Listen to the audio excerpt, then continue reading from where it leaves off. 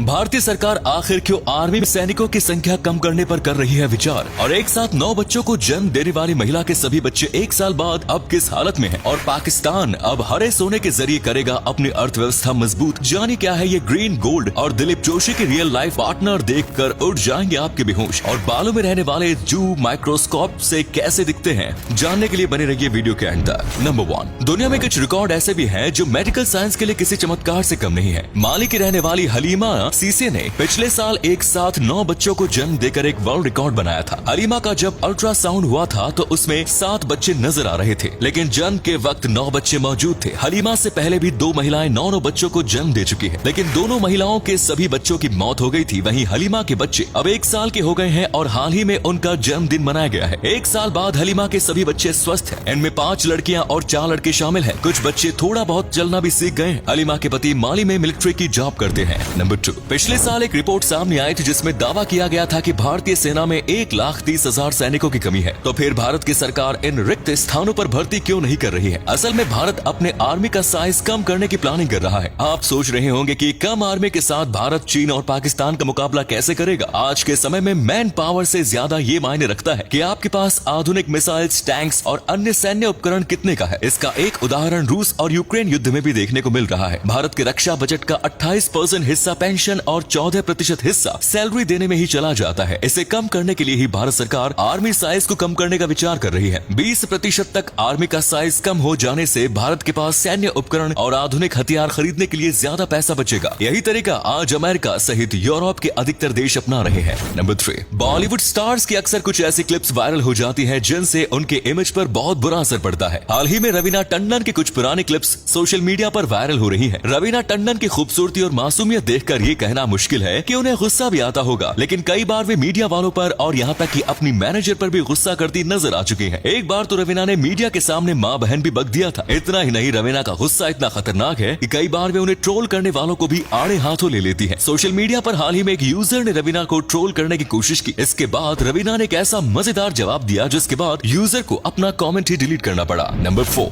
बालों में जू के होने पर कितनी परेशानी होती है ये तो जिसने झेला है वही बता सकता है। पूरे दिन बस सिर में खुजली करते रहो। जू एक प्रकार की परजीवी होती है जो इंसान या अन्य प्रकार के बालों में ही रहती है। जू को पकड़ना काफी मुश्किल भी होता है। हालांकि आजकल बाजार में कई प्रकार के शैम्पू और कंडीशनर आ गए हैं जिनसे जू आसानी से छुटकारा पाया जा सकता है। जू दिखने में बहुत छोटी होती है, इसे लीक या लाइस भी कहते हैं। माइक्रोस्कोप में जू किसी राक्षस से कम नहीं लगती। ये एक बड़ी मकड़ी जैसी नजर आती है जिसे देखकर डर लगना स्वाभाविक है। आप गौर से देख लीजिए, ये वो जू है जो आपके सिरों में रहती है और जिसे आप मामूली समझते हैं, असल में ये कितनी खतरनाक नजर आती है। नंबर 5, तारक मेहता का उल्टा चश्मा टीवी सीरियल को लगभग 14 साल हो गए हैं और सीरियल में जेठालाल के किरदार को बखूबी पसंद किया जाता रहा है। सीरियल में भले ही जेठालाल बबीता जी के पीछे पड़े रहते हो, लेकिन जेठालाल की रियल लाइफ पार्टनर खूबसूरती के मामले में कम नहीं है। जेठालाल उर्फ दिलीप जोशी की पत्नी का नाम जयमाला जोशी है, जो लाइमलाइट और मीडिया से दूर रहना ही पसंद करती है। जयमाला और दिलीप की शादी को 20 साल हो चुके हैं। जयमाला एक कुशल गृहिणी है और दिलीप के सेट पर होने के दौरान वो घर का और बच्चों का अच्छे से ध्यान रखती है। दिलीप की पत्नी कभी भी अवार्ड शो या पार्टी में स्पॉट की जाती रही है। दिलीप का कहना है कि भले ही सीरियल्स में उनकी चलती हो, लेकिन घर पर आज भी उनकी पत्नी जयमाला ही सेठ है। नंबर 6,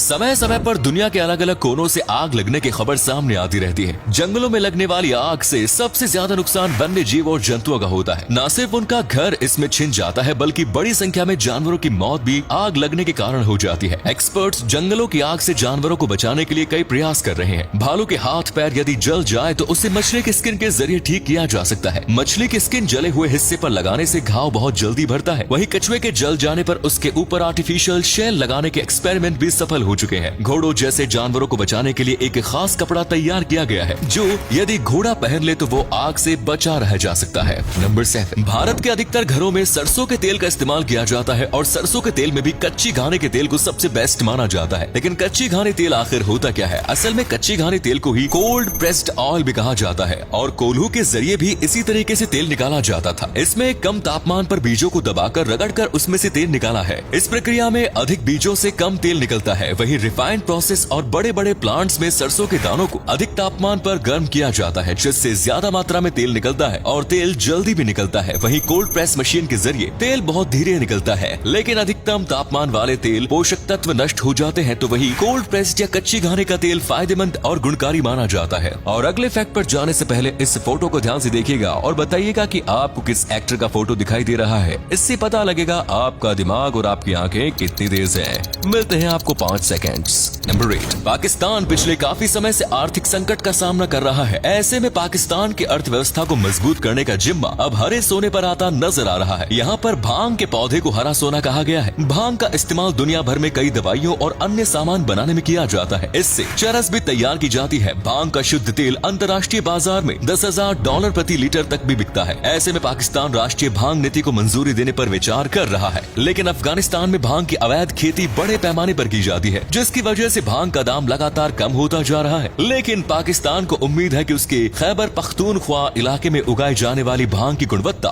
बेस्ट होगी और विदेशी बाजार में उसे अपनी फसल के अच्छे दाम भी मिलेंगे।